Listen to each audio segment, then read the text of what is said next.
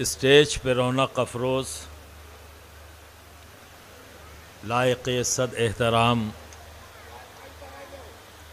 علماء اہل سنت، مشائخ اکرام و دانشوران قوم و ملت و میرے معزز سامعین کرام، السلام علیکم ورحمۃ اللہ وبرکاتہ۔ الحمد للہ نحمده ونستعینه ونستغفره ونؤمن به ونتوکل علیہ ونعوذ باللہ من شرور انفسنا ومن سیئات اعمالنا، من یهده اللہ فلا مضل له ومن یضلل فلا هادی له، ونشهد ان لا الہ الا اللہ وحدہ لا شریک لہ، ونشهد ان سیدنا وحبیبنا وطبیب قلوبنا وشفاء صدورنا وغوثنا ومغیثنا ومعیننا وقطبنا وفریدنا ونظامنا وسراجنا وعلاونا واشرفنا ونور عیننا وملجانا وماوانا محمدا الذی کان علیا فی درجاتی فاطمن فی تطہیراتی حسنن فی صفاتی شہیدن فی تجلیاتی زین العابدین بعباداتی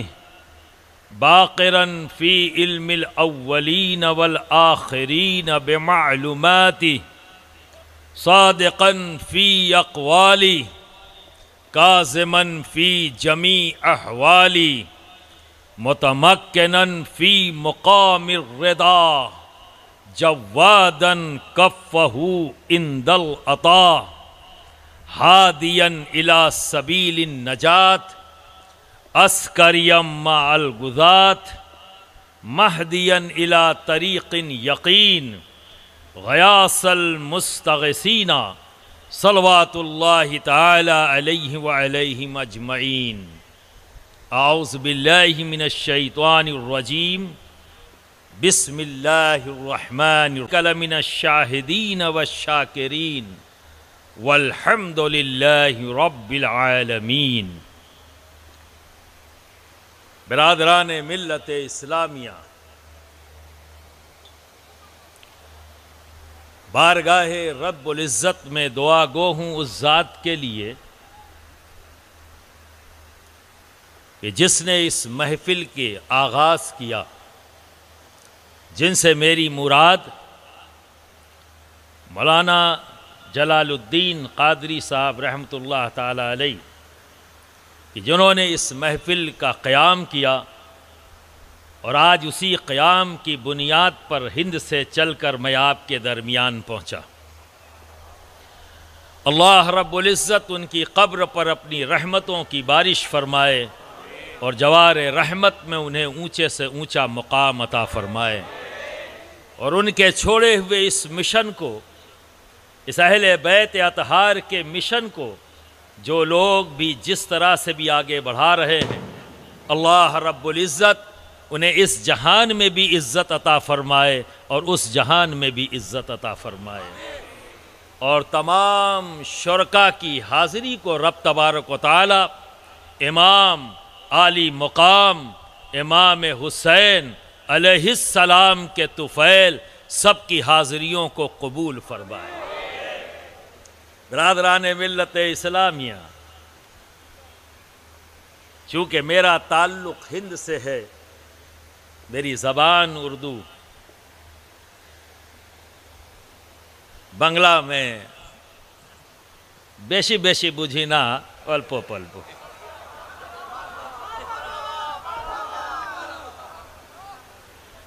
বাট আমি চেষ্টা করব ইনশাআল্লাহ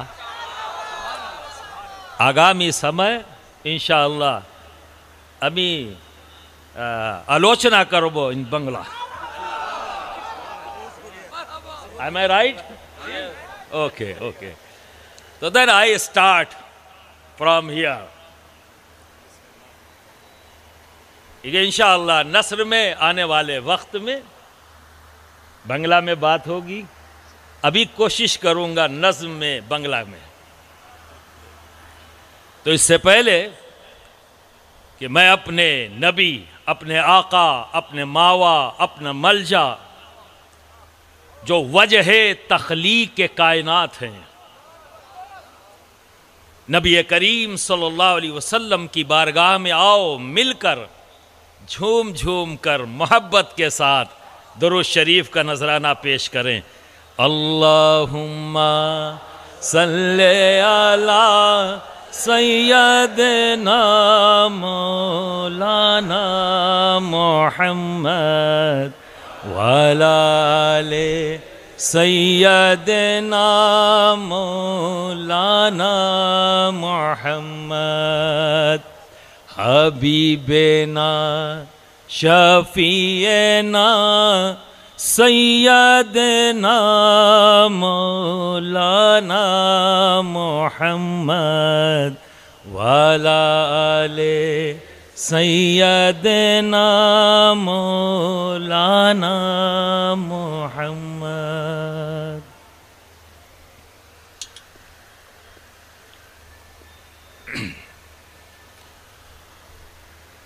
ओरे ओ धुरियर माझी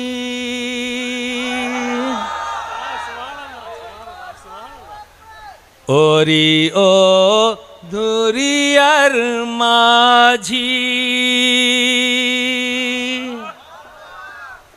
मोरे निये जारे मदीना ओरे ओ दरियार माझी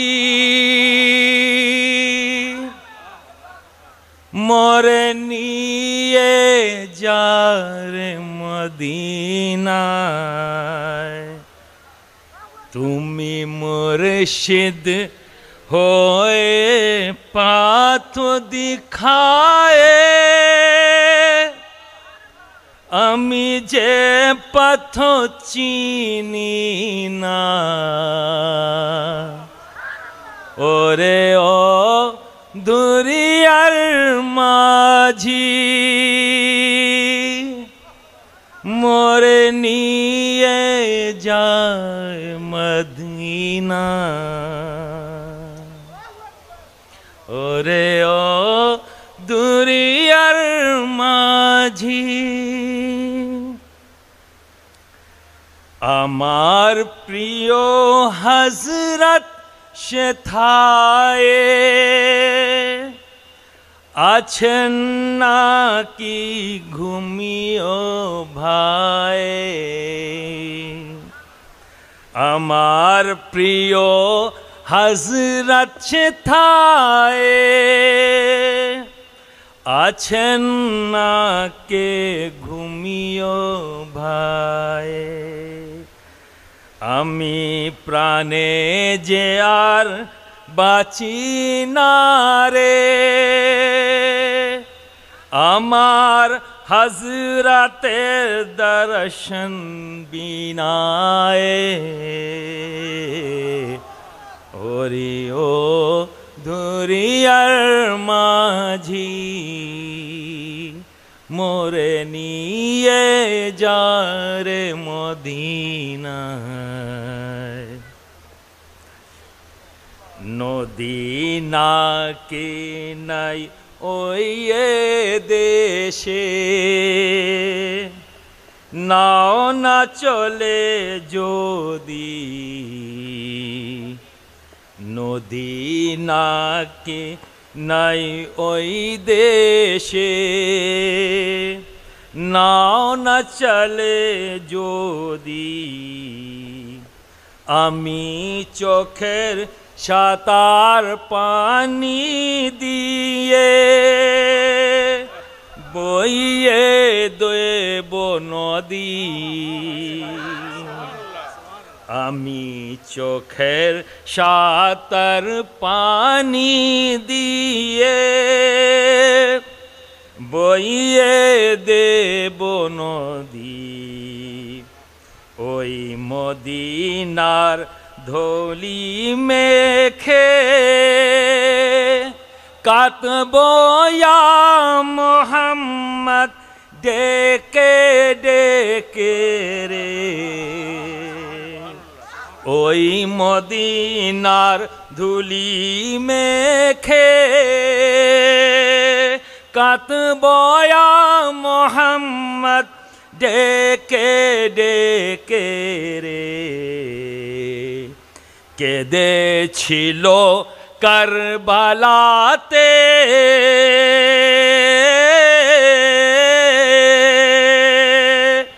যেমন বিবি সকিনা ওরে ও দরিয়ার মাঝি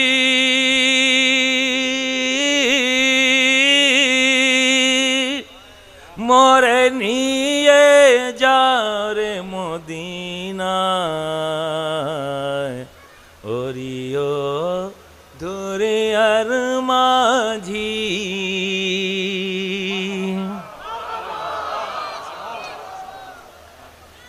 یہ کوشش تھی میں نہیں جانتا کہ آپ اس سے محظوظ ہوئے یا نہیں بے شک جو ایمان لائے اور نیک عمل کرتے ہیں ان قریب رحمان محبت عطا کرے گا میں نے جو کلام پاک کی جس آیت کریمہ کی تلاوت کا شرف حاصل کیا اس کا سیدھا سادہ ترجمہ آپ کی سماعتوں کے حوالے بے شک انڈاؤٹڈ بات ہے یہ اس بات میں کوئی شک اور شبہ ہے ہی نہیں کس بات میں کہ جو ایمان لائے اور نیک عمل کرتے ہیں رحمان ان قریب انہیں محبت عطا کر دے گا اب آپ دیکھیے یہاں پر فرسٹ فیز کیا ہے کنڈیشن اور لاسٹ فیز کیا ہے ریزلٹ کنڈیشن کیا رکھی رب نے اور تیور دیکھیے رب کا انڈاؤٹڈ رب کہے اور کوئی شک اللہ کچھ بھی فرمائے اس میں کوئی شک اور شبہ کیا جا سکتا ہے لیکن انداز بیان دیکھو رب کا وہ کیا کہہ رہا ہے اس بات میں کوئی شک نہیں ان الذین آمنوا انڈاؤٹڈ بات ہے کہ جو ایمان لے آئے اور نیک عمل کرتے ہیں یہ کنڈیشن ہے رب کی جانب سے تو وہ بندے جو ایمان لے آئے وہ بندے جو نیک عمل کرتے ہیں اس کنڈیشن کے عوض میں رب کیا دے گا ان بندوں کو محبت عطا کر دے گا محبت اب اس سے اندازہ لگائیے کہ یہ محبت کتنی امپورٹنٹ شے ہے محبت عطا کرے گا کب اور ایک بات اور سنیے اسی آیت کریمہ کے ترجمے کو اس انداز میں بھی بیان کیا جا سکتا ہے کہ بے شک جن کا ایمان اور جن کا عمل بارگاہ خداوندی میں مقبول وہی اہل محبت ہیں وہی اہل محبت ہیں تو اہل محبت کون جس کا ایمان اور جس کا عمل بارگاہ خداوندی میں مقبول۔ اب کیا سمجھ میں آیا؟ یہ پیمانہ ہے ہر ایمان والوں کے لیے، یہ میزان ہے ہر ایمان والے کے لیے، اور ہمارے بیچ میں بھی ایک میزان موجود ہے۔ یہ میزان ہے، اور معین بھی موجود ہے۔ معین الحق ہی نام ہے نا آپ کا؟ مزمل، کیا بات ہے! میزان بھی ہے، مزمل بھی ہے، دونوں اسٹیج پہ موجود ہیں۔ تو یہ میزان ہے کس بات کا؟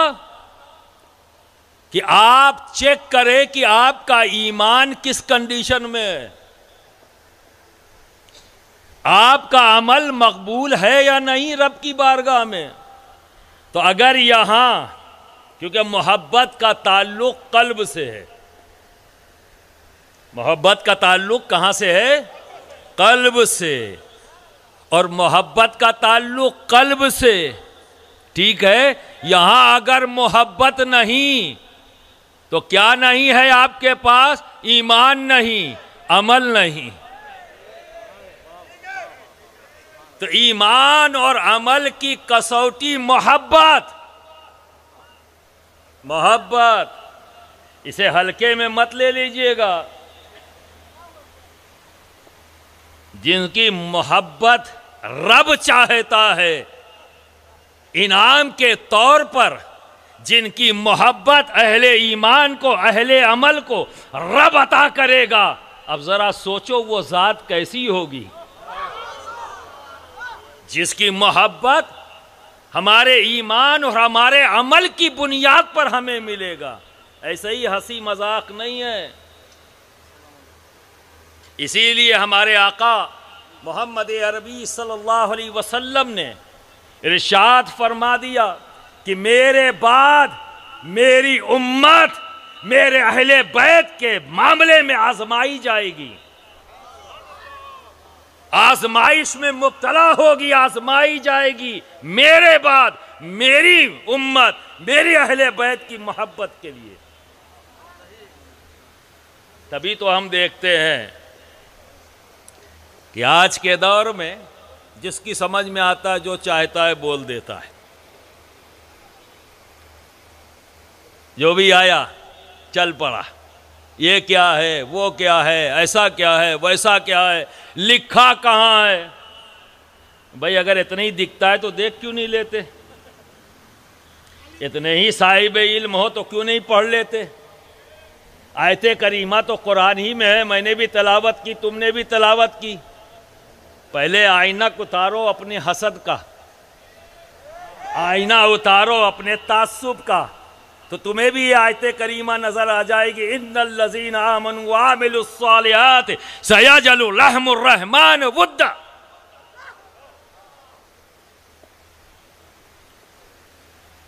اور اس آیت کریمہ کے تعلق سے جب اماموں کے امام امام اعظم ابو حنیفہ جو ہم سب کے امام ہیں، اور سینٹرل ایشیا کے اندر سب سے زیادہ جس امام کی تقلید ہوتی ہے، جس کے سب مقلد ہیں، وہ ہیں امام اعظم ابو حنیفہ۔ اسی لیے ہم حنفی کہلاتے ہیں۔ امام اعظم ابو حنیفہ کے امام، جن کی بارگاہ میں امام اعظم ابو حنیفہ بھی زانوئے ادب طے کرتے ہوں، اور جن کی بارگاہ کے تعلق سے امام اعظم ابو حنیفہ یہ فرمائیں کہ اگر مجھے زندگی نے 2 سال امام جعفر صادق کی صحبت کے عطا نہ کیے ہوتے تو نعمان ہلاک ہو جاتا۔ حضرت نعمان بن ثابت ہی کو امام اعظم ابو حنیفہ کے نام سے ہم جانتے ہیں۔ ہم حنفی ہیں، ہم ان کے مقلد ہیں، تو ہمارا امام کیا کہہ رہا ہے اپنے امام کے بارے میں؟ اپنے امام کے بارے میں یعنی امام جعفر صادق کے بارے میں، تو فرماتے ہیں اگر میری زندگی میں 2 سال ان کی صحبت کے نہ ہوتے تو یہ نعمان ہلاک ہو جاتا، کچھ بھی نہ ہوتا۔ اسی لیے چاہے وہ فقہ حنفی ہو، چاہے وہ فقہ شافعی ہو، چاہے وہ حنبلی ہو، چاہے وہ مالکی ہو، ساری فقہ میں امام جعفر صادق کا فیضان موجود ہے، فقہ جعفری کا فیضان موجود ہے، کیونکہ سب انٹر کنیکٹڈ ہیں۔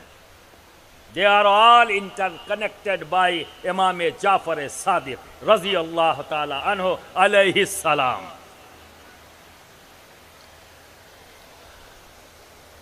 تو اس اماموں کے امام سے پوچھا گیا، اے امام،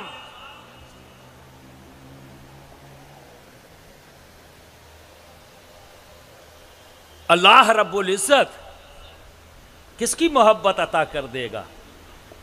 یہ امام جعفر صادق 2 آیت کریمہ کے تعلق سے پوچھا گیا اور دونوں کا جواب ایک ہی دیا۔ ایک آیت کریمہ وَاعْتَصِمُوا بِحَبْلِ اللَّهِ جَمِيعًا وَلَا تَفَرَّقُوا، جب امام جعفر صادق سے پوچھا گیا اے امام یہ اللہ کی رسی کیا ہے، تو امام جعفر صادق نے فرمایا یہ اللہ کی رسی کچھ اور نہیں، ہم اہل بیت اطہار ہیں۔ اللہ چاہتا ہے کہ اس کے بندے ہم اہل بیت اطہار کے دامن سے وابستہ ہو جائیں، پکڑ لیں مضبوطی سے، سب مل کر یونائٹ ہو کر، فکری طور پہ بھی اختلاف نہیں کرنا ہے، پکڑ لینا ہے مضبوطی سے۔ اور جب یہ پوچھا گیا اے امام یہ بتائیں کہ اللہ رب العزت کس کی محبت عطا کر دے گا، تو اور دیگر مفسرین نے بھی اس آیت کریمہ کی یہی تفسیر کی ہے۔ امام جعفر صادق فرماتے ہیں کہ اللہ رب العزت جس کی بارگاہ میں جس کا ایمان اور جس کا عمل مقبول ہوگا، اللہ رب العزت ایسے بندے کے قلب میں اہل بیت اطہار کی محبت پیدا کر دے گا۔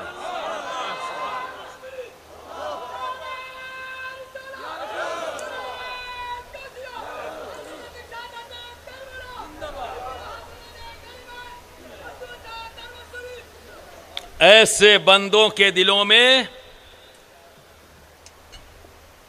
جن کے ایمان اور جن کا عمل بارگاہ خداوندی میں مقبول، رب تبارک و تعالی ایسے قلب میں اہل بیت اطہار کی محبت پیدا فرما دے گا۔ اب آتا ہے اگلی سٹیج، یہ اہل بیت کون ہیں؟ یہاں بھی لوگوں نے کنفیوژن کریٹ کر دیا ہے، اور وہ جس کا قلب صاف نہیں ہوتا، حسد کی گندگی سے گندا ہوتا ہے، اور کسی بھی حاسد کو اگر پہچاننا ہو، اگر آپ چاہتے ہو کہ آپ پہچاننا کہ ہمارے درمیان حاسد کون ہے، بڑے آسان سے پہچان لوگے۔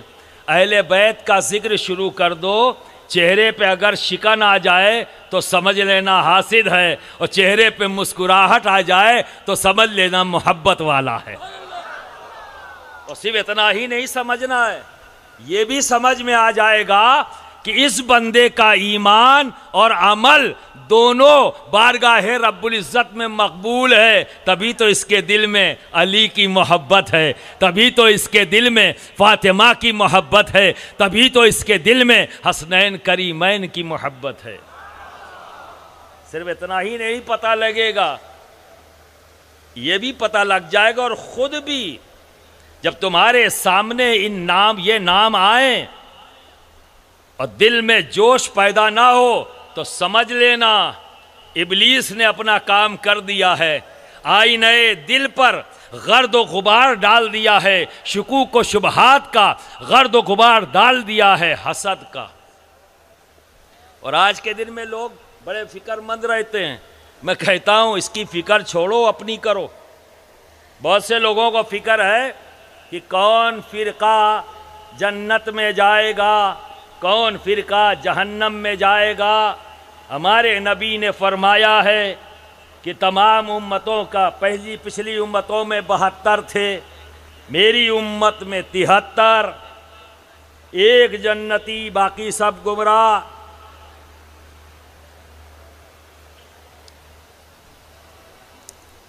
کون ہوگا وہ 72؟ کون ہوگا وہ 73؟ 72 73 کا پہاڑا پڑھ رہے ہیں، روزانہ کاؤنٹنگ ہو رہی ہے، اور اسی کاؤنٹنگ پہ سب کو دعویٰ ہے میں صحیح، وہ کہتا ہے میں صحیح، وہ کہتا ہے میں صحیح۔ اور صحیح اور غلط کا فیصلہ کون کر رہا ہے؟ جہاں یہ گڑبڑ ہے، شکوک و شبہات کی گندگی موجود ہے، اور وہی فیصلہ کر رہے ہیں کون صحیح کون غلط۔ آؤ میں اس کی بارگاہ میں لے چلوں جس کا تعلق گلشن فاطمہ سے ہے، یعنی حضرت وارث علی شاہ صاحب قبلہ رحمۃ اللہ تعالی علیہ۔ ایک صاحب ان کے پاس پہنچے، وہ کہا یا وارث پاک یہ بتائیں کہ 72 وہ فرقے کون سے ہیں جو جہنم میں جائیں گے، اور وہ 73واں فرقہ کون ہے جو جنت میں جائے گا؟ تو وارث پاک نے فرمایا حسد، اور پھر خاموش ہو گئے۔ کیا فرمایا؟ آپ لوگ سمجھ رہے ہیں میری بات کو؟ ہمار کتھا بجھن؟ ہاں، تو تھوڑا تھوڑا بولیں۔ کیا بولے؟ ایک ہی جواب دیا، حسد۔ لیکن وہ صاحب جو سوال کرنے آئے تھے وہ تو کاؤنٹنگ یاد کر کے آئے تھے، 72 73 72 73 کا حضور سمجھ میں نہیں آیا یہ 72 کون ہوں گے 73 کون ہوں گے؟ کا جواب تو دے دیا، حسد۔ کا حضور سمجھ میں نہیں آیا؟ کا اچھا حسد لکھ لو گے؟ کا جی، کا لکھو۔ تو حسد میں 3 الفابیٹ ہیں، ہے، سین اور دال۔ عربی زبان میں، اردو زبان میں 3 الفابیٹ، ہے، سین اور دال۔ کا لکھو، لکھا، انہوں نے کہا ہے لکھ لیا حضرت، کہا اچھا ٹھیک لکھ لیا، اب اس کے نمبر لکھو، کیونکہ ہر عدد الف سے یہ کر یہ تک ہر الفابیٹ کی ایک نیومریکل ویلو ہے۔ کیا ہے؟ Numerical value. تو اس کی ہے کی نیومریکل ویلو کتنی ہے؟ 8۔ سین کی نیومریکل ویلو کتنی ہے؟ 60۔ اور دال کی نیومریکل ویلو کتنی ہے؟ 4، یعنی 4۔ 8 60 4، اسے جوڑ دو، اسے جوڑو، کتنا بنا؟ 60 اور 8 کو جوڑو گے کتنا ہوا؟ 68۔ اور 68 + 4 کتنا ہوا؟ 72۔ یہی تو بتا رہے ہیں، حسد۔ اور حسد ایمان کھا جاتی ہے، حسد ایمان کھا جاتی ہے۔ تو جب ایمان نہیں تو جنت کا، جنت کی خوشبو بھی نہیں ملے گی، جنت جانا تو بڑی دور کی بات ہے، کیونکہ ایمان، حسد ایمان کو کھا جاتی ہے۔ جب ایمان ہی نہیں تو جنت کا کلیم کہاں؟ شامت اعمال کی بنیاد پر اگر کوئی جہنم میں چلا بھی گیا تو ایک دن اسے جنت میں آنا ہے، کیونکہ ایمان ہے، ایمان ہے، وہ ایمان کے بدولت وہ واپس آئے گا۔ لیکن اگر ایمان ہی نہیں رہا تو جائے گا کیسے؟ اتنی خطرناک چیز ہے حسد، اور اسی کے لیے امت آزمائی جائے گی، کیونکہ حسد پیدا ہوگی، حسد پیدا ہوگی۔ نبی کریم صلی اللہ علیہ وسلم اور مولا علی ساتھ میں بازار سے گزر رہے کہ اچانک نبی رونے لگے، نبی رونے لگے۔ اور جب مولا علی نے پوچھا یا رسول اللہ رونے کی وجہ، تو فرمایا تم سے لوگ بہت حسد کریں گے، تم سے لوگ بہت حسد کریں گے۔ کس سے حسد کر رہے ہیں؟ علی سے، بغیر جانے۔ علی جو اہل بیت سے ہیں، علی جو نبی کے بھائی بھی ہیں، علی جو نبی کے داماد بھی ہیں، علی جو نبی کے وصی بھی ہیں، علی جو نبی کے علم کے وارث ہیں، وہ علی جس کے مناقب و فضائل میں بے شمار حدیثیں، کسی بھی صحابی کے لیے اتنی حدیثیں موجود نہیں جتنی علی کے لیے نبی نے فرمائی ہیں، اور کسی بھی صحابی کے لیے اتنی آیتیں قرآن میں نہیں جتنی آیتیں علی کے لیے ہیں۔ ایسی ذات سے حسد، ایسی ذات سے حسد۔ جانو علی کون ہے؟ علی فقط نام نہیں، علی اپنے نام میں ہی اس میں بامسمہ ہیں۔ علی بہتر، علی کا معنی کیا ہے؟ بہتر۔ علی کا معنی کیا ہے؟ اعلیٰ، بہتر ترین، اس کے جیسا نہیں۔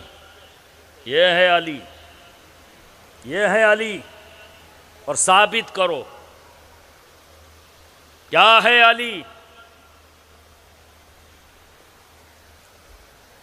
علی کہ جیسے بیٹے دنیا میں ہیں کسی کے، ہیں علی کے جیسے بیٹے دنیا میں کسی کے؟ ارے علی کے بیٹے وہ ہیں جنہیں ہمارا نبی اپنا بیٹا کہتا ہے۔ علی کے بیٹے وہ ہیں جو تمام نوجوانان جنت کے سردار ہیں۔ علی کے بیٹے وہ ہیں کہ جب آپس میں بچپن میں کشتی کا مقابلہ نبی کراتے ہیں تاکہ یہ بچے جسمانی طور پر مضبوط ہوں، اور عرب کا یہ شوق تھا، جسمانی کثرت کا ہونا یہ شوق میں شامل تھا، وہ ان کے کلچر کا ایک پارٹ تھا۔ تو دونوں بھائیوں کو مولا سرکار دو عالم صلی اللہ علیہ وسلم نے کمپٹیشن کرایا۔ دونوں بھائی آپس میں پیترے لگا رہے ہیں، دونوں ہی ایک ساتھ ایک ہی جیسے داؤں لگا رہے ہیں۔ اب جب کھیل ختم ہو گیا، نبی پریشان ہیں کہ انعام کس کو دوں، انعام کس کو دوں؟ اگر حسن کو انعام دیتا ہوں تو حسین کا دل دکھتا ہے، اور اگر حسین کو انعام دیتا ہوں تو حسن کا دل دکھتا ہے۔ سرکار دو عالم صلی اللہ علیہ وسلم اسی پشو پیش میں ہیں کہ جبریل امی کو رب نے بھیج دیا، رب نے بھیج دیا، اے حبیب پشو پیش میں مت پسو، صرف سیب کو یوں اچھال دو، جب لوٹا سیب تو برابر دو حصوں میں، ایک حصہ امام حسن کو، ایک حصہ امام حسین کو، ذرا سا بھی فرق نہیں، کیونکہ ڈیوائیڈ کرنے والا ہمارا رب ہے، ڈیوائیڈ کرنے والا ہمارا رب ہے۔ کوئی ایسے بیٹے، کسی باپ کے ایسے بیٹے دنیا میں ہے کیا؟ اور اس کے بیٹے، علی کے بیٹے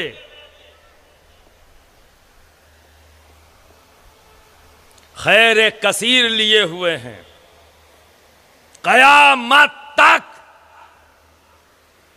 ایک دن، دو دن، ایک صدی، دو صدی، تین صدی نہیں،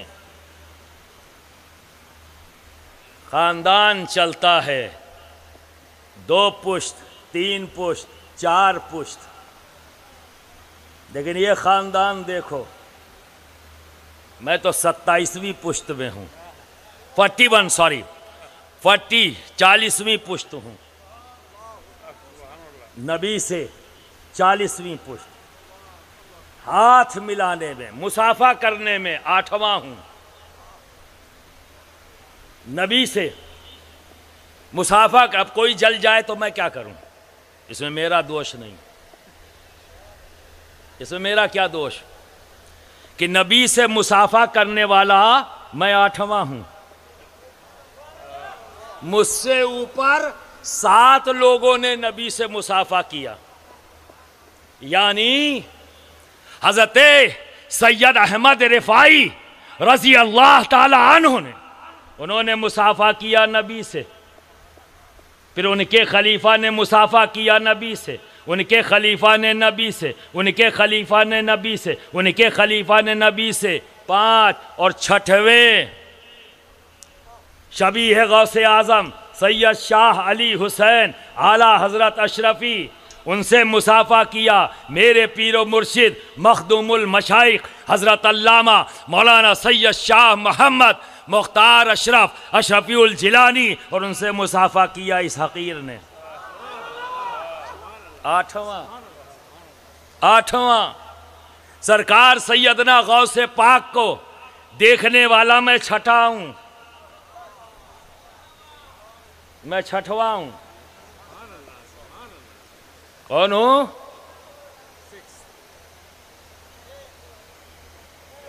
ہاں 6ٹھی تو یاد ہے نا؟ تو غوث پاک کے دیکھنے والی 6ٹھی میں ہوں. اب کوئی جل جائے تو میں کیا کروں؟ اس میں میرا کیا قصور؟ کیا قصور ہے؟ یہ تو صرف رب کا فضل ہے. یہ فضل ربی ہے، یہ میری چوائس نہیں. یہ رب نے فضل کیا تو یہ مجھ سے چڑھنا نہیں ہے، رب کے فضل سے چڑھنا ہے. اور رب کے فضل سے چڑھنے والا پھر بھی انتظار کرے کہ مجھے جنت ملے گی، اب اس سے بڑا بیوقوف تو دنیا میں کوئی دوسرا ہو نہیں سکتا. یہ تمہاری چوائس ہے. تم نے چوائس کیا ہے کہ رب کے فضل سے ٹکراؤ اور پھر یہ امید رکھو جنت. تو جنت تو انہی کو ملے گی جو رب کے فضل کو آمنا صدقنا کہتے ہوئے نظر آئے. مرحبا مرحبا کی صداؤں سے رب کے فضل کا استقبال کریں، جنت ان کی ہے. رب کے فضل سے محبت کریں، جنت اس کی ہے. چڑ جانے والوں کو جنت کہاں ملے گی؟ مل جائے گی بھائی؟ نہیں نا. تو برادران ملت اسلامیہ، یہ تحدیث نعمت کے طور پر بڑائی کے لیے نہیں، صرف اپنے رب کا فضل بیان کر رہا ہوں کہ علی کو رب نے ایسے بیٹے دیے، ایسی نسل دی علی کو کہ قیامت تک فیضان نبوت اور فیضان رسالت بانٹنے کی ذمہ داری رب تبارک و تعالیٰ نے علی اور علی کے بیٹوں کو عطا کر دی.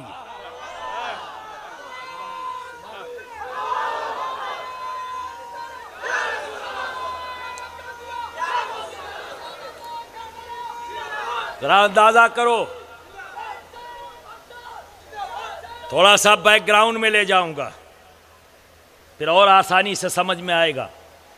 حضرت آدم سے لے کر نبی کریم صلی اللہ علیہ وسلم تک جتنے نبی آئے اللہ نے کیوں بھیجا؟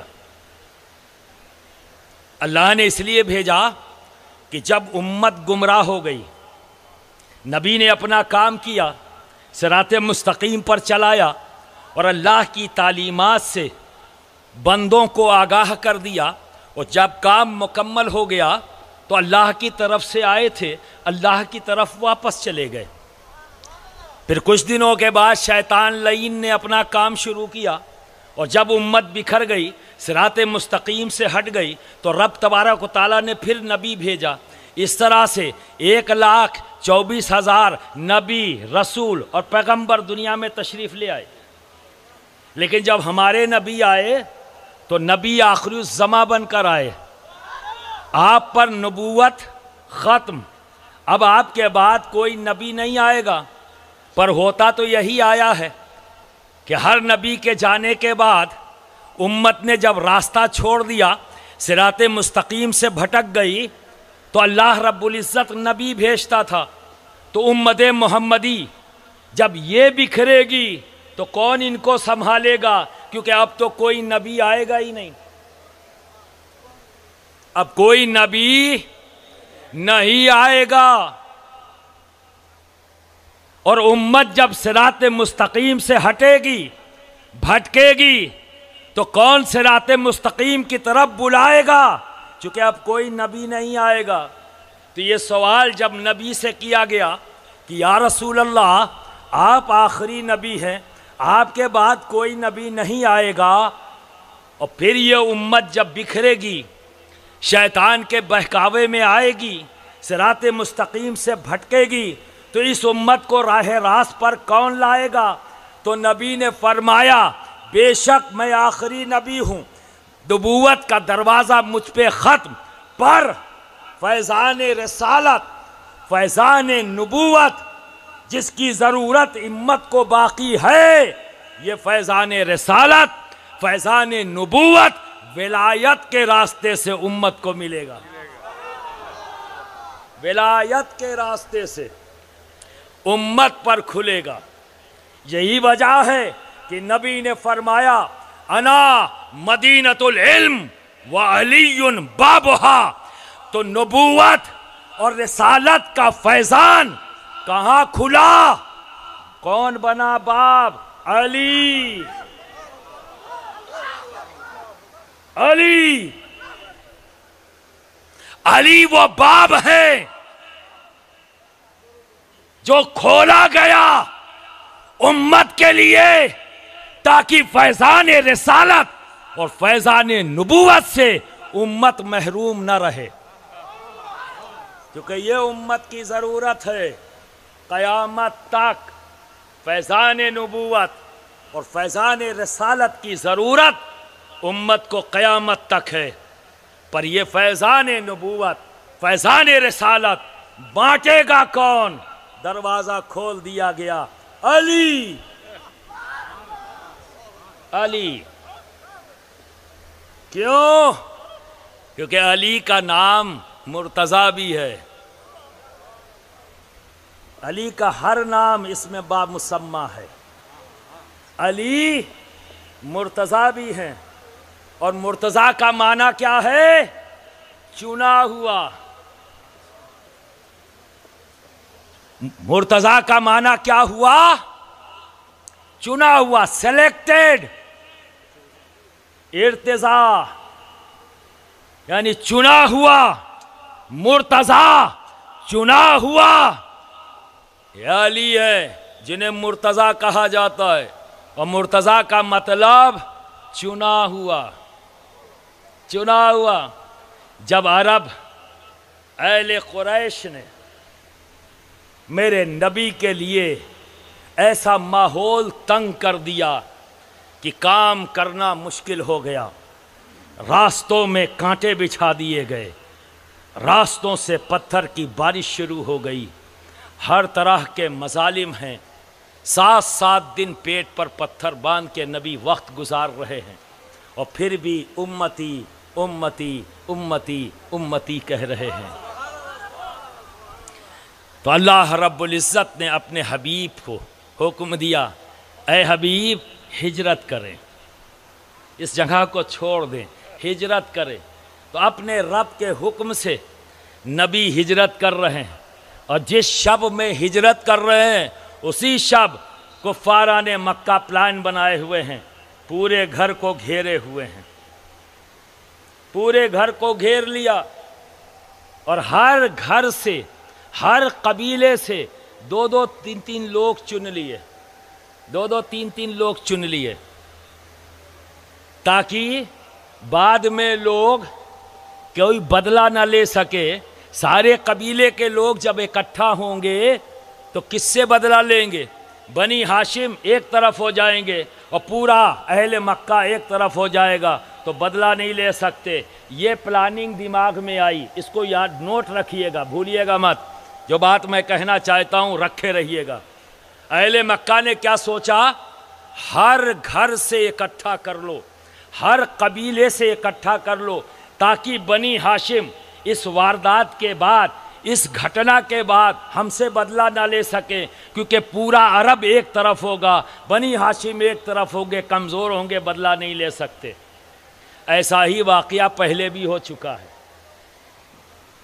ایسا ہی واقعہ پہلے بھی ہو چکا ہے۔ کہاں؟ حضرت موسیٰ کے ساتھ فرعون نے کرنا چاہا،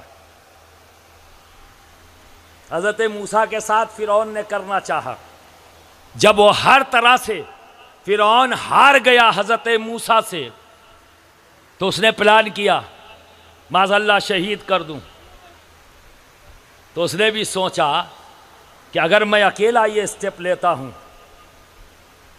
تو موسیٰ کے چاہنے والے میرے محل میں بھی موجود ہیں، میری آبادی بھی موجود ہیں، کہیں بغاوت نہ ہو جائے، تو میں پتہ نہیں مقابلہ کر پاؤں گا کہ نہیں کر پاؤں گا۔ تو اس نے کیا کیا؟ اس نے مجلس شورا بلائی، ایڈوائزری بورڈ کو بلایا جو اس نے بنا رکھا تھا۔ تو اس کی ایڈوائزری، اب جیسا فرعون ویسے ہی اس کی ایڈوائزری بھی تو ہوگی نا، اسی کی مینٹلٹی، اسی کے عقیدے کے لوگ، اسی کی سوچ کے لوگ اس میں۔ اور جب اس نے بلایا تو اس میں ایک کھڑا ہوا، ایک کھڑا ہوا جسے قرآن مومن کہہ رہا ہے۔ اس واقعے کو قرآن نے بیان کیا، ایک مومن کھڑا ہوا اور قتل کے جو پروگرام تھا اس کو ڈائیورٹ کر دیا کہ قتل سے ہنگامہ ہو سکتا ہے تو ان کو ملک بدر کر دیا جائے، ایسے ریگستان میں چھوڑ دیا جائے جہاں سے کوئی بچ کے نکلا ہی نہیں۔ تو اس واقعے کا ذکر اللہ کیا کہہ رہا ہے قرآن میں؟ ایک مومن کھڑا ہوا۔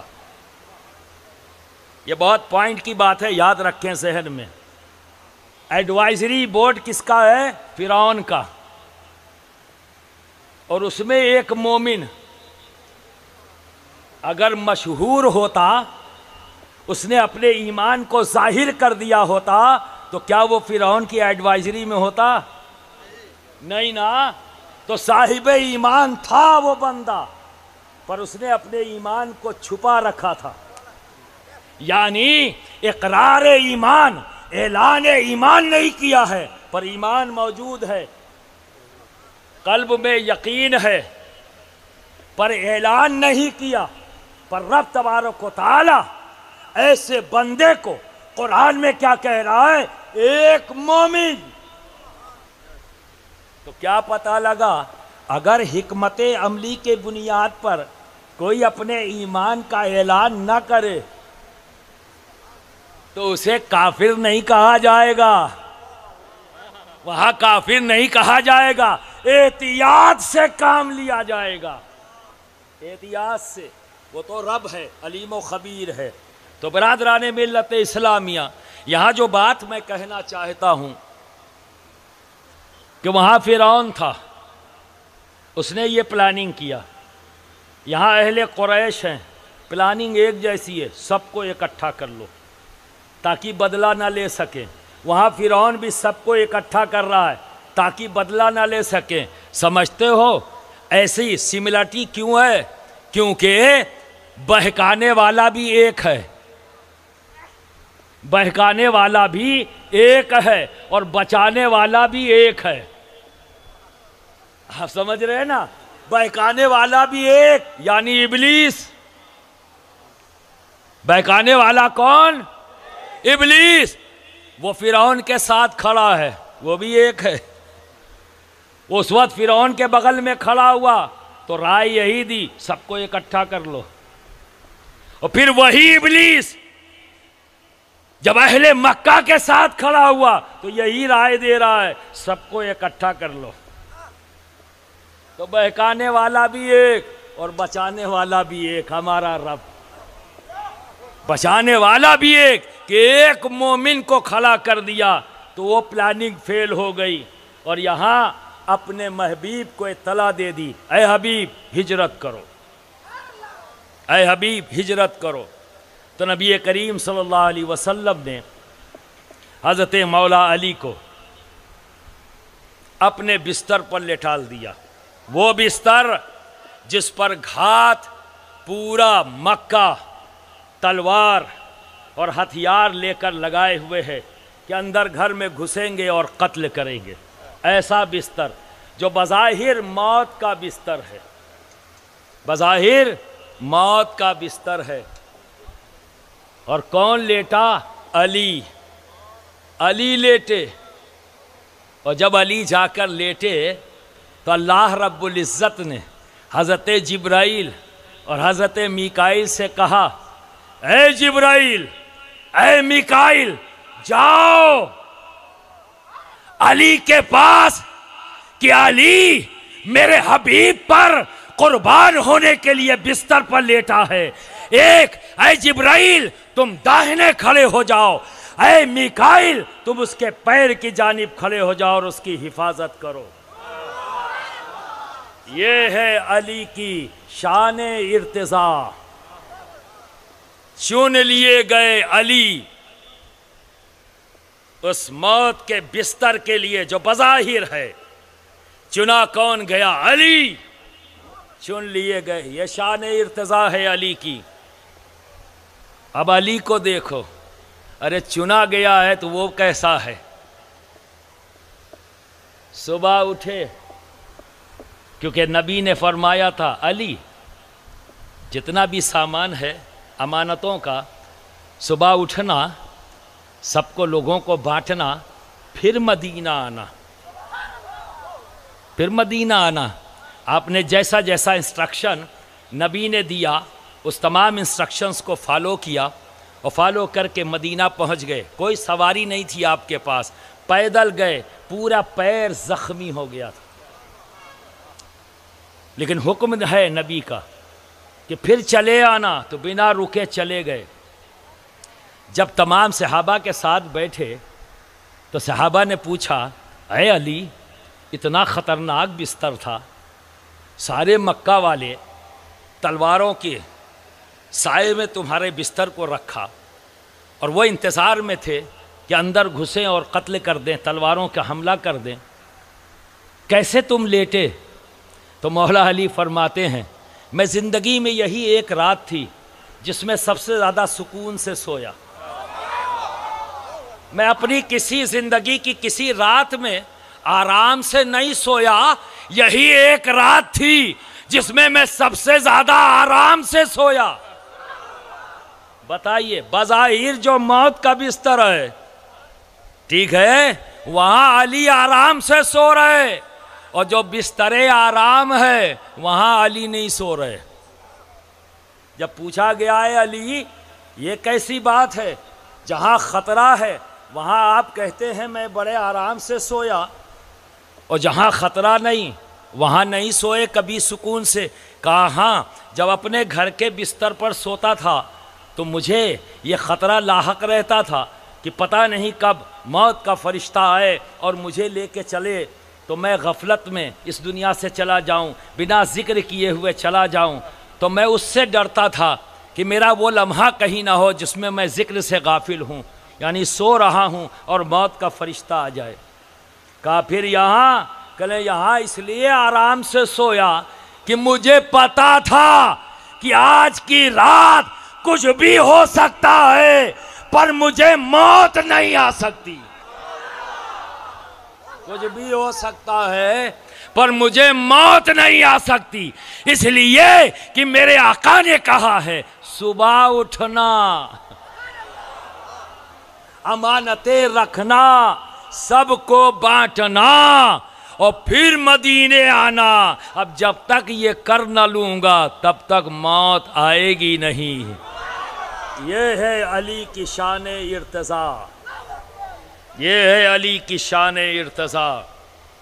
ہر دور، کوئی بھی دور، قطب یعنی قطب الارشاد، غوث وقت، جہانگیر، قطب الاقطاب، اس سے کوئی بھی دور خالی نہیں.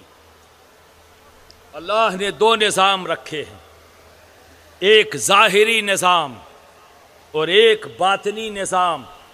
جس طرح سے ظاہری نظام چلانے کے لیے پریسیڈنٹ ہوتے ہیں، پرائم منسٹر ہوتے ہیں، منسٹرز ہوتے ہیں، ایک نظام یہ قائم ہے، ایڈمنسٹریٹو لیول کے لوگ ہوتے ہیں، اسی طرح سے باطنی نظام بھی ہے، اور اس باطنی نظام کا ہیڈ کون ہوتا ہے؟ غوث۔ کون ہوتا ہے؟ غوث۔ اسے قطب الاقطاب بھی کہتے ہیں، اسے قطب الارشاد بھی کہتے ہیں، اسے جہانگیر بھی کہتے ہیں، ڈیفرنٹ نیم ہے لیکن پوسٹ ایک ہی ہے، سمجھ گئے؟ تو یہ باطنی نظام کا ہیڈ کون ہے؟ غوث۔ اور بنا غوث کے یہ دنیا ایک لمحے کے لیے بھی نہیں چلے گی۔ ایک غوث جاتا ہے تو دوسرا غوث اسی کی نماز جنازہ پڑھاتا ہے، آپ سمجھ رہے ہیں؟ تو یہ بات دھیان رکھنا، کوئی دور، کوئی زمانہ غوث وقت سے خالی نہیں۔ اور غوث وقت کون ہوگا؟ حسنین کریمین کی اولاد میں سے ہوگا، یا تو حسنی ہوگا یا تو حسینی ہوگا، کوئی غیر حسنینی غوث وقت ہو ہی نہیں سکتا۔ nobody۔ کیوں؟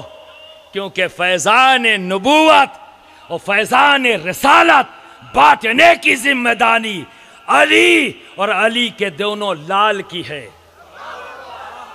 علی اور علی کے دونوں لال کی ہے، انہی کی ہی اولاد۔ ہر دور میں کوئی دور خالی نہیں، ہر دور میں فیضان رسالت اور فیضان نبوت بانٹنے کی۔ اب بتاؤ، دادا کی مخالفت کرو گے اور پوتے سے فیضان مانگو گے؟ بولو۔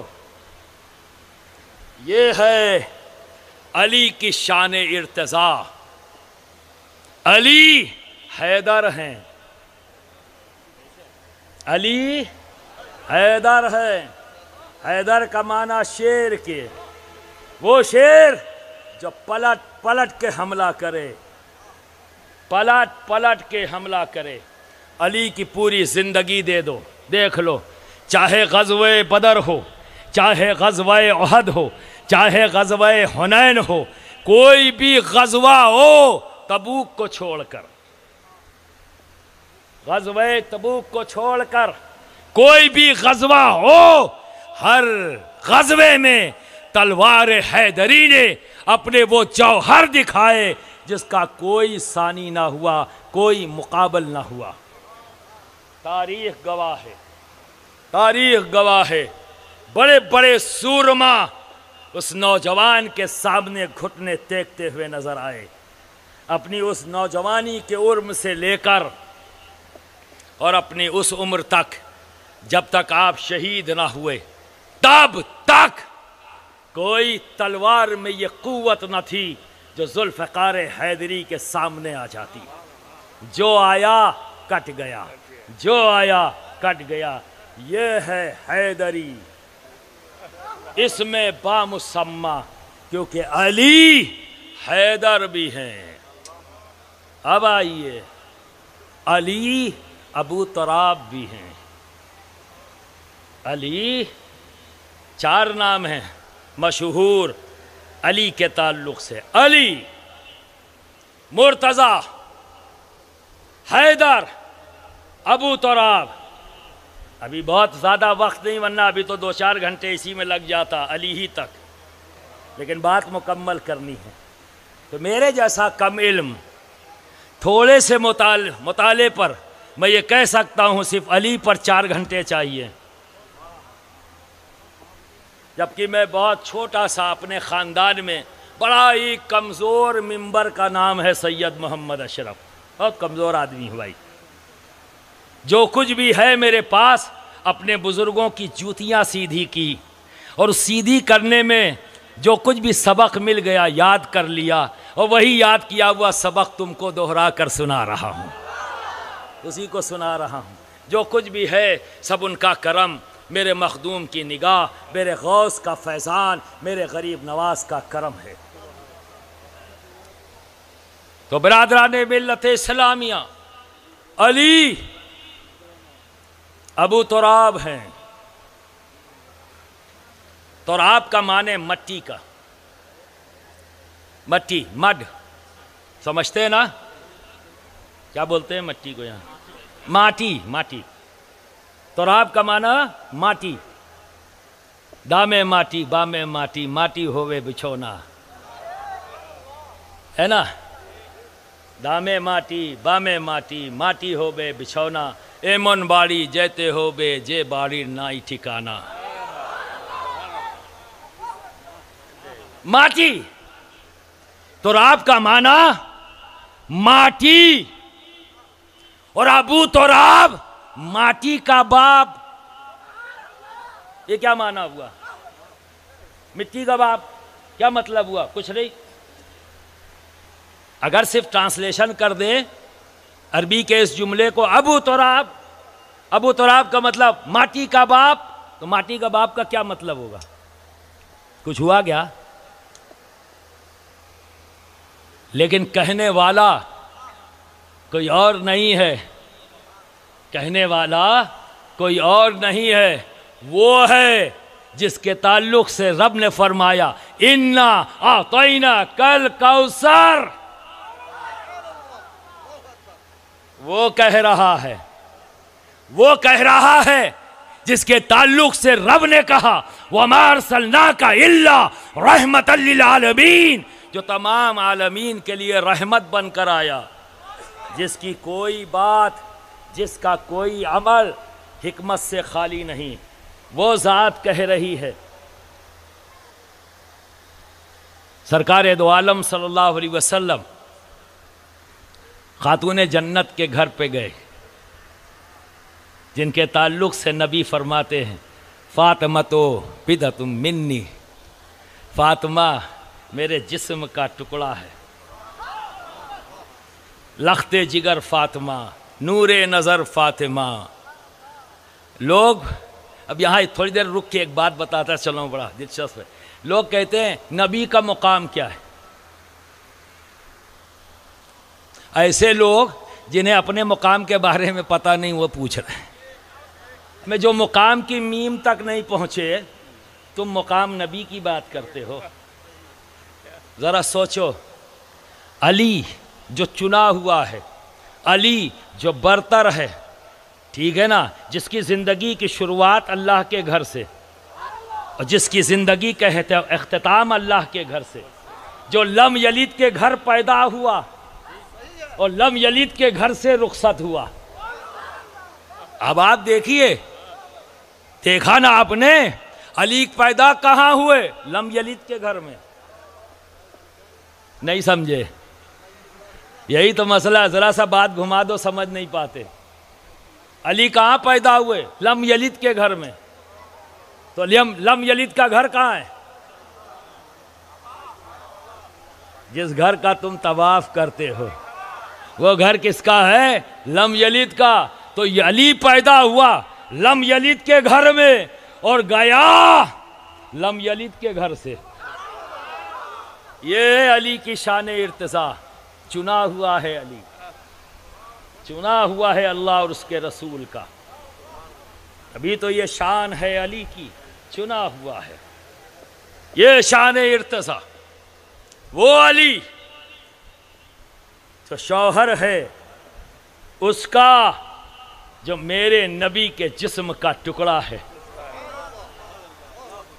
وہ شوہر ہے اس کا دنیا میں جب نبی کہیں جاتے تو ہر صحابی اپنی جگہ کھڑا ہو جاتا، اور جب نبی تشریف لاتے تو اپنی نشست چھوڑ دیتا، جہاں وہ بیٹھا ہوا چھوڑ دیتا، اور کیا آواز بلند کرتا، صدا دیتا کہ یا رسول اللہ، آپ پر میرے ماں باپ قربان، تشریف لائے، اور اپنی نشست پر لا کر بیٹھالتا۔ ہر صحابی، ہر مومن، ہر ایمان والا جب نبی جاتے تو جگہ چھوڑ دیتا، کھڑا ہو جاتا اور نبی کو یہ کہتے ہوئے بلاتا کہ یا رسول اللہ، آپ پر ہمارے ماں باپ قربان۔ لیکن جب فاطمہ آتی جب نبی کے پاس فاطمہ آتی نبی کھڑے ہو جاتے، نبی کھڑے ہو جاتے اپنی نشست پر اور فرماتے اے فاطمہ تجھ پر میرے ماں باپ قربان، تجھ پر میرے ماں باپ قربان، آ میری لخت جگر، اے میری نور نظر بیٹھ۔ علی ایسے کا شوہر ہے چنا ہوا، یہ میں نہیں کہتا، خود نبی کہتے ہیں جب خاتون جنت نے یہ کہا اے بابا آپ میری شادی کس سے کرتے ہیں جس کے پاس بظاہر کچھ بھی نہیں، تو اللہ کے حبیب محمد عربی صلی اللہ علیہ وسلم فرماتے ہیں اے لخت جگر فاطمہ کیا تم اس بات سے راضی نہیں کہ پوری کائنات میں اللہ نے دو کو چنا ہے، ایک وہ ہے جو تیرا بابا ہے اور ایک وہ ہے جو تیرا شوہر ہے۔ یہ ہے علی کی شان ارتضاء۔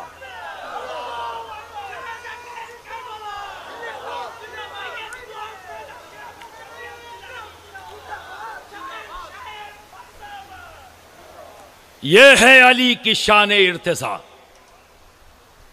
اسی علی کو نبی نے ابو تراب کہا۔ واقعہ یہ ہے کہ خاتون جنت کے گھر نبی کریم صلی اللہ علیہ وسلم تشریف لے جاتے ہیں، پوچھتے ہیں اے لخت جگر فاطمہ تمہارا امزاد کہاں ہے؟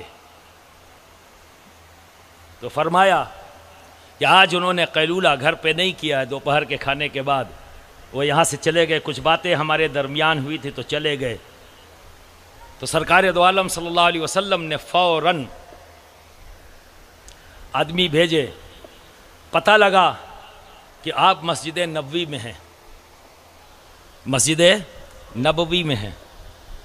سرکار وہاں پہنچ گئے، مولا علی کو اٹھایا تو مولا علی لیٹے سو رہے تھے، تو جسم سے اوپر سے چادر ہٹ گئی، جب چادر ہٹی تو پسینہ وغیرہ آیا ہوگا، تو مٹی چونکہ کچی مٹی کے مسجد نبوی کا فرش تھا، وہ مٹی آپ کے جسم پر لگ گئی۔ تو سرکار بڑی محبت کے ساتھ یوں کہہ رہے اے علی اٹھ جاؤ، اے علی، تو کہتے ہیں قم ابا تراب، قم ابا تراب، قم ابا تراب، اور یہ کرتے جا رہے ہیں، مٹی جھاڑتے جا رہے ہیں، محبت سے مسکراتے جا رہے ہیں، مسکراتے۔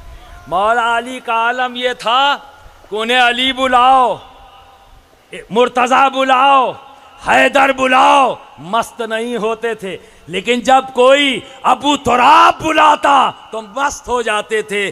کیوں؟ کیونکہ یہ خطاب ان کے آقا نے انہیں عطا کیا تھا، مست ہو جاتے، اور یہ خطاب ان کے آقا نے انہیں عطا کیا تھا۔ تو دوستو ابو تراب، مٹی کا باپ، کیا معنی؟ چھ معنی۔ مٹی کا باپ کیا مطلب؟ اب آؤ، علی وہ ہے جو تمام پیروں کے پیر ہیں۔ علی کون ہے؟ تمام شیخوں کے شیخ ہیں۔ علی تمام پیروں کے پیر ہیں۔ علی تمام قطب الاقطاب کے قطب الاقطاب ہیں۔ علی دنیا کے تمام جہانگیروں کے جہانگیر ہیں۔ علی دنیا کے تمام قطب الارشاد کے قطب الارشاد ہیں۔ علی سارے مرشدوں کے مرشد اعظم ہیں، مرشد اعظم ہیں۔ کیسے کہ بات نبی نے کہی ہے، یوں ہی نہیں کہہ دی۔ اہل علم اور اہل محبت کے لیے بہت بڑا اثاثہ ہے، بہت بڑا اثاثہ کیا ہے؟ دیکھو ہمارا وجود چار چیز سے بنا ہے، چار کیا ہے اس میں؟ پانی ہے، ماٹی ہے نا، آگ ہے اور ہوا ہے نا، چار ہیں، کلیئر؟ ٹھیک۔ پانی کے اوپر نور ڈالو، پانی کے اوپر نور یعنی لائٹ، کسی پانی کو اوپر سے گر رہا ہے، یا بھی آج کل برسات کا موسم ہے، آپ نے دیکھا ہوگا پانی برس رہا ہے، لائٹ ٹارچ مارو، کیا پانی ٹارچ کو روک پاتی ہے؟ روشنی کو کبھی روک پائی ہے؟ نہیں۔ کسی بھی جگہ سے پانی گر رہا ہو، اس پہ ٹارچ مارو، روشنی ایک سے دوسری طرف چلی جائے گی، کبھی روک پائے گی پانی؟ نہیں۔ ہوا روک پائے گی؟ نہیں۔ آگ روک پائے گی؟ نہیں۔ پر مٹی پہ ڈالو، اگر لائٹ کو آپ مٹی پہ ڈالو تو روک لے گی۔ کیا مطلب ہوا؟ نور کو ایکسپٹ کرنا، نور کو جذب کر لینا، نور کو اپنے اندر سما لینے کی صلاحیت صرف مٹی میں ہے۔ کس میں ہے؟ مٹی میں، پانی میں نہیں، آگ میں نہیں، ہوا میں نہیں، صرف مٹی میں۔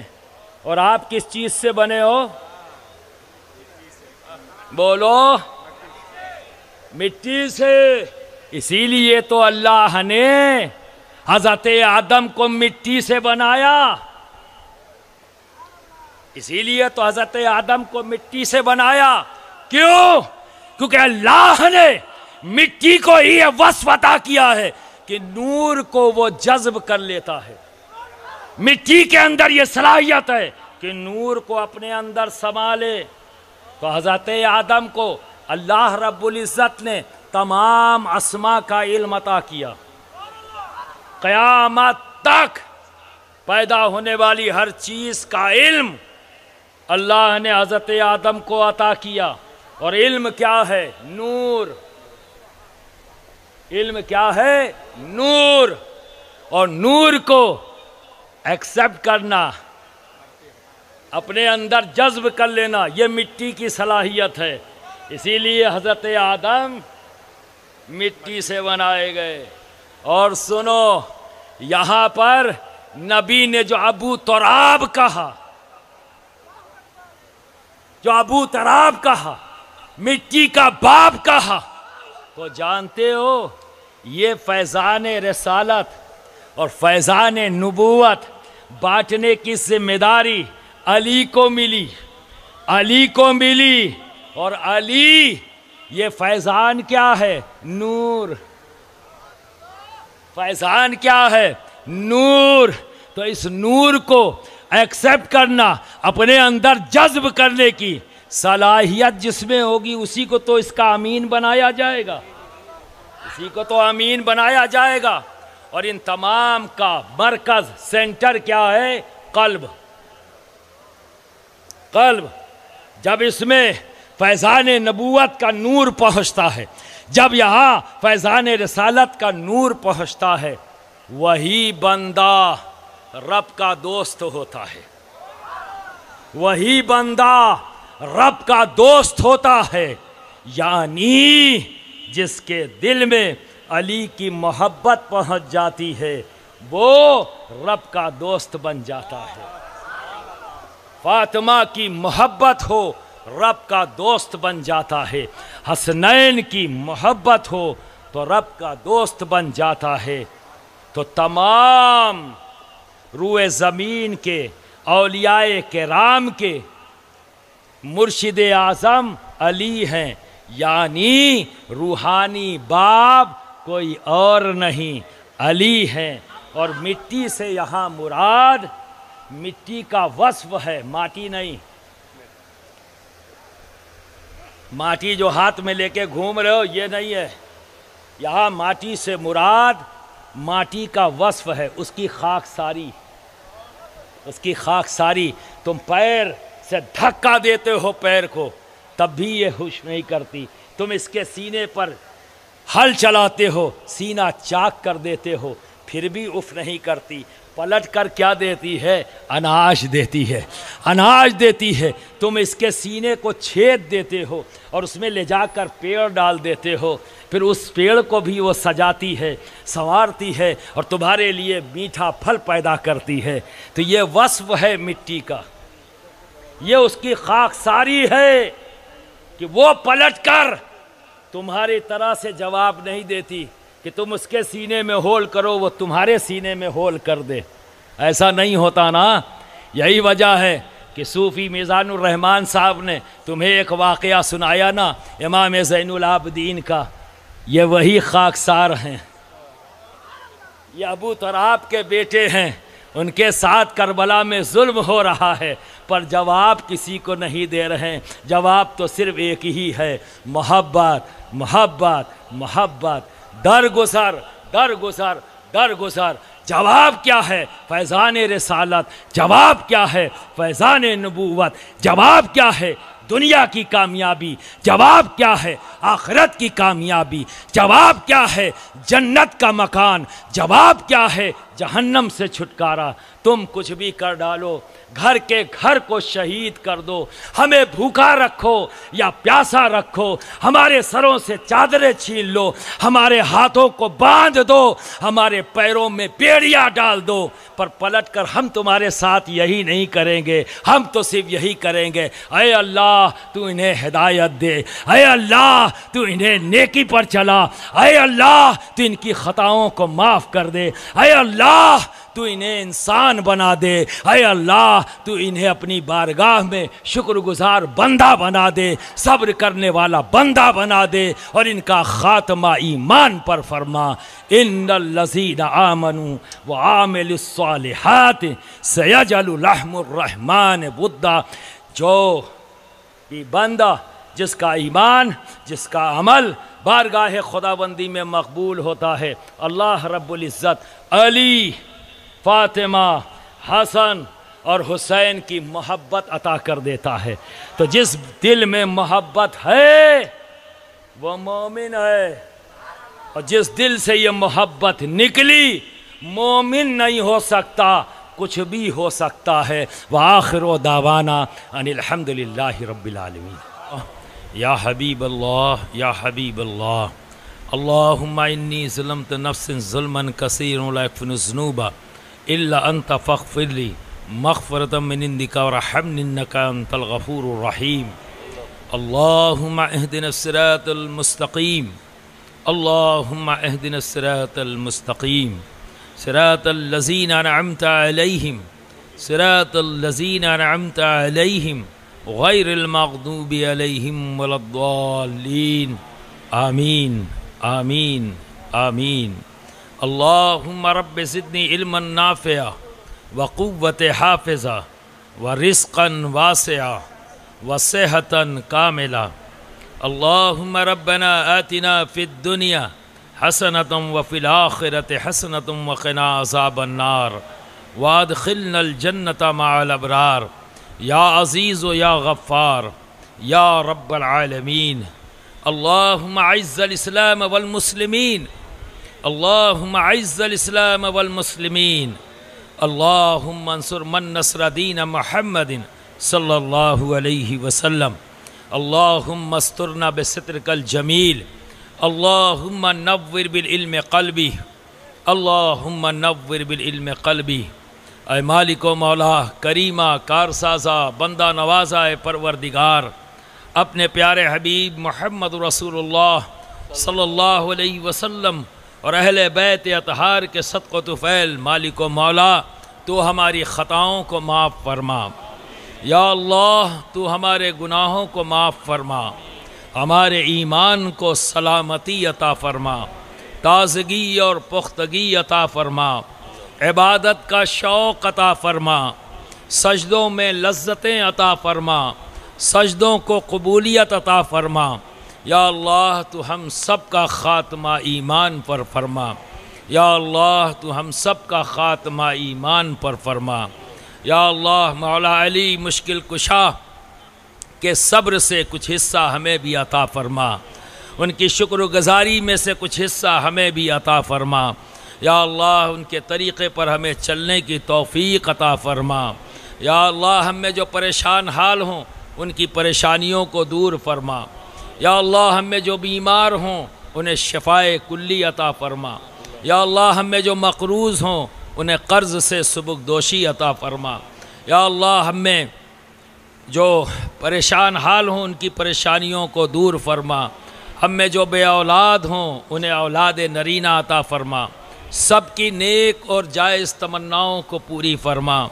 یا اللہ ہم جب تک جئیں نبی اور آل نبی کی محبت کے ساتھ جئیں۔ یا اللہ جب ہمیں موت آئے تو نبی اور آل نبی کی محبت کے ساتھ آئے۔ یا اللہ تو کریم ہے، کرم فرما۔ یا اللہ تو رحیم ہے، رحم فرما۔ یا اللہ ان کی بچیوں کو قسمت کا بلند فرما، زمانے کی بد نظر سے انہیں محفوظ فرما۔ یا اللہ تو ان کے بچوں کو علم نافع عطا فرما، زندگی کے میدان میں انہیں کامیابی و کامرانی عطا فرما۔ یا اللہ اہل سنت والجماعت کا بول بالا فرما، ذکر اہل بیت کرنے کی ہم سب کو بار بار ہر بار توفیق عطا فرما، اور ہماری محفلوں کو قبولیت عطا فرما، اور ان محفلوں کی ہمیں برکتیں عطا فرما، دونوں جہانوں میں اس کی برکتیں عطا فرما، یہاں بھی کامیابی عطا فرما، وہاں بھی کامیابی عطا فرما۔ یا اللہ تو ہم پر فضل فرما، کرم فرما۔ یا حی یا قیوم، یا اللہ یا فرد یا احد، یا وتر یا وارث، یا دائم یا من لم یلد ولم یولد ولم یکن له کفوا احد۔ قال اللہ تبارک و تعالی فی شان حبیب الکریم ان اللہ وملائکتہ یصلون علی النبی یا ایھا الذین آمنوا صلوا علیہ وسلموا تسلیما۔ اللہم صلی علی سیدنا مولانا محمد وعلی آل سیدنا مولانا محمد مبارک وسلم۔ صلاۃ و سلام علیک یا رسول اللہ۔